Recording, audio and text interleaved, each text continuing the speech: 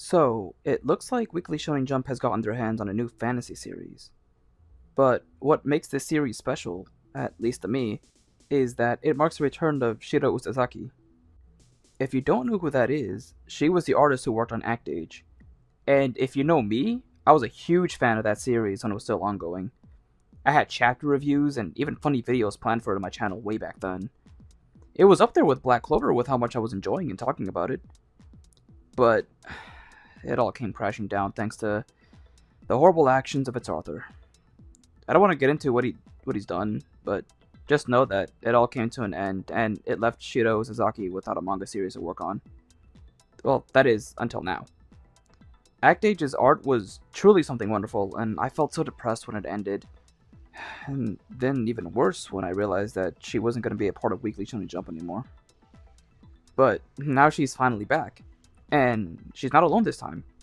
While Usazaki is the artist for the manga, the story is written by Osamu Nishi. She previously worked on Welcome to Demon School, Iruma-kun. Admittedly, I'm not too familiar with the series. I have heard about it since I've seen some of my mutuals tweet about it, but I don't know too much about the series itself.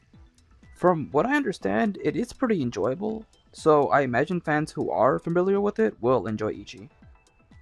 I think it's also important to highlight that both the story and the art is being done by two different women, which is a first for Weekly Shonen Jump, I believe. If that's truly the case, then that's a really big deal. So I'm really rooting for both of them because it's not every day you see something like this. Now, as for the story for Ichi the Witch, the first chapter introduces us to the main character, Ichi. We come to learn that he's a hunter that lives in the mountains. Apparently, he was abandoned when he was a child, and was only given a small knife. He thought it was given to him so that he could survive in the wilderness, but as time went on, he came to realize it was actually meant so that he'd slice his throat with it, which is a sad and very dark thing to come to understand as a child. But, of course, he persevered, and now he enjoys hunting all types of beasts. There's even one in particular that he set his eyes on. It's then later we're introduced to a powerful witch named Desscaras. She was assigned to hunt down a magic. Now, magic in this series are actual living beings you can overcome to take their abilities. There are magic hunters who go around finding and completing their trials.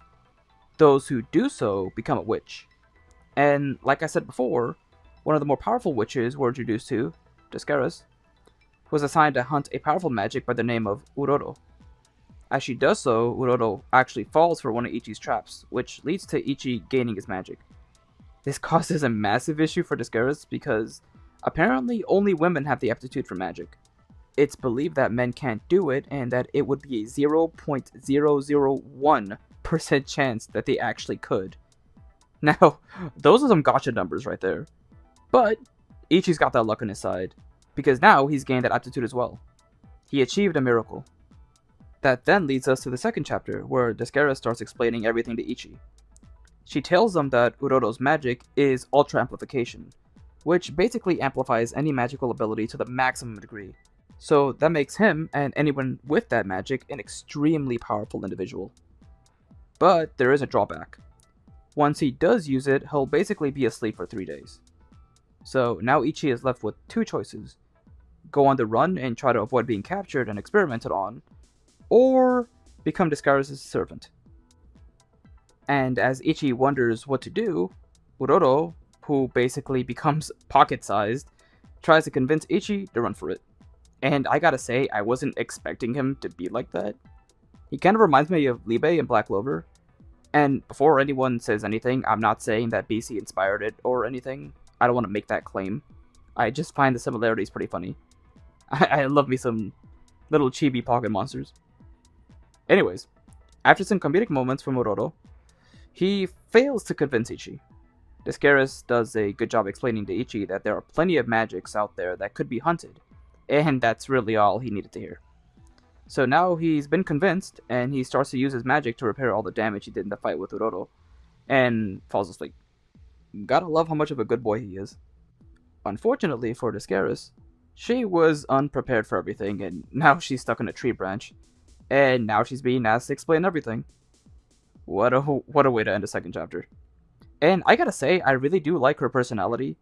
Like, she looks like she'd be the shy and timid type, just, based on her design, but she's not afraid to express a level of animosity towards Ichi. It's pretty interesting, to say the least. I also wasn't expecting Uroro to act like a little gremlin. I'm really interested in seeing how this dynamic changes with Ichi as the series goes on.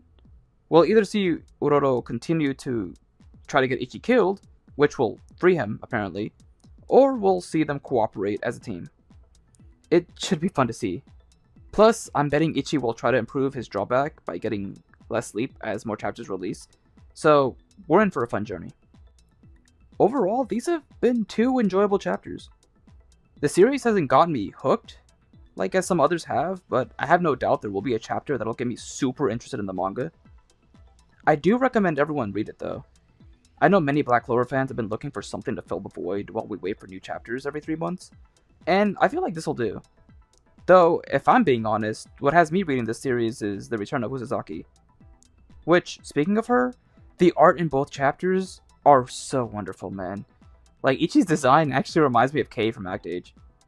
If there's anything that's going to keep me coming back to this series, it's her art.